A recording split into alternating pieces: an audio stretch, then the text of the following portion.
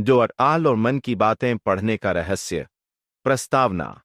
बौद्ध धर्म में कहानियां नैतिक शिक्षा और आत्मज्ञान का महत्वपूर्ण माध्यम रही हैं। ये कहानियां न केवल जीवन के गूढ़ सत्य को सरल भाषा में प्रस्तुत करती हैं, बल्कि हमें आत्मनिरीक्षण के लिए प्रेरित भी करती है। ऐसी ही एक कहानी है मन की बातें पढ़ने का रहस्य, जो बुद्ध के एक शिष्य की यात्रा पर आधारित है, जिसने दूसरों के मन की बातें पढ़ने का ज्ञान प्राप्त किया। कहानी। बहुत समय पहले भारत के एक गांव में एक युवा व्यक्ति रहता था, जिसका नाम अरुण था। अरुण के मन में हमेशा यह जिज्ञासा रहती थी कि लोग क्या सोचते हैं। वह हमेशा जानना चाहता था कि लोग उसके बारे में क्या सोचते हैं, उनके मन में क्या विचार चलते हैं और वे क्यों ऐसा व्यवहार करते हैं। यह जिज्ञासा उसे जीवन में निरंतर बेचैन रखती थी। एक दिन गांव में यह खबर फैली कि महात्मा बुद्ध का आगमन निकट के शहर में होने वाला है। अरुण ने सुना कि बुद्ध के शिष्य अद्वितीय ज्ञान और शक्तियों के धनी हैं। उसने सोचा कि अगर वह बुद्ध के पास जाकर उनके शिष्यों से मिल सके तो शायद उसे मन की बातें पढ़ने का रहस्य जानने का अवसर मिल सके।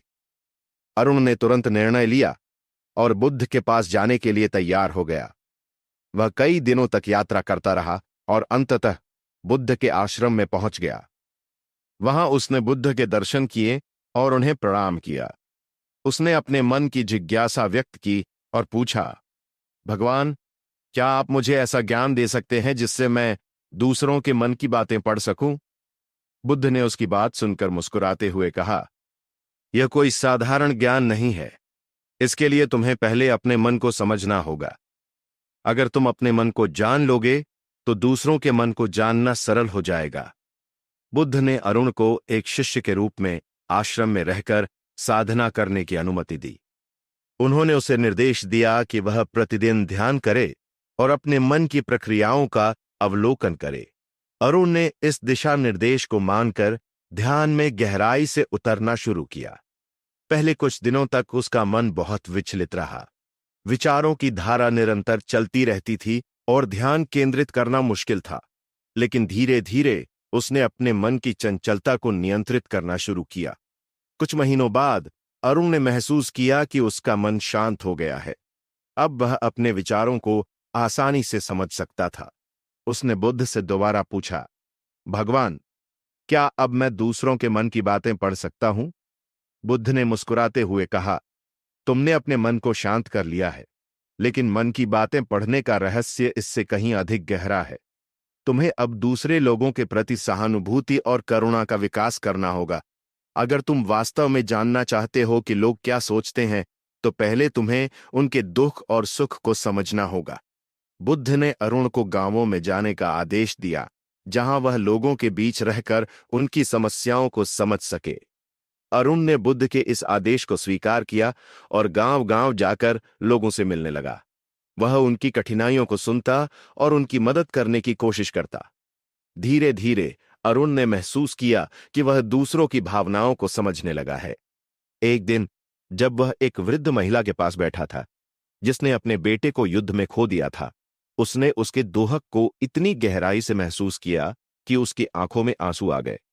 उसने महसूस किया कि वह महिला अपने बेटे के न होने के कारण कितनी अकेली और दुखी है। यह अनुभव उसके लिए अविस्मरणीय था। जब अरुण ने वापस आश्रम में लौटकर बुद्ध को अपने अनुभव बताए, तो बुद्ध ने कहा, अब तुम तैयार हो। तुमने सहानुभूति और करुणा का सार समझ लिया है। दूसरों के मन की बातें पढ़ने का रहस्य यही है कि तुम उनके दुख और सुख को अपनी आत्मा के गहरे स्तर पर महसूस करो। जब तुम दूसरों के दिल को समझने लगोगे, तो उनके विचार और भावनाएं भी स्पष्ट हो जाएंगी। बुद्ध ने अरुण को समझाया कि मन की बातें पढ़ने का कोई जादू या विशेष शक्ति नहीं होती। यह आत्मज्ञान, सहानुभूति और करुणा का परिणाम होता है। जब हम दूसरों को बिना किसी स्वार्थ के समझने की कोशिश करते हैं, तो उनके मन के विचार हमें स्वतः ही समझ में आने लगते हैं। अरुण ने यह सीखा कि दूसरों के मन को समझने के लिए उनके दिल को पहले समझना आवश्यक है। निष्कर्ष। अरुण ने बुद्ध से मिले ज्ञान को जीवन में आत्मसात कर लिया। उसने महसूस किया कि दूसरों के मन की बातें पढ़ने के लिए कोई तांत्रिक शक्ति नहीं चाहिए, बल्कि गहरी समझ, सहानुभूति और करुणा चाहिए।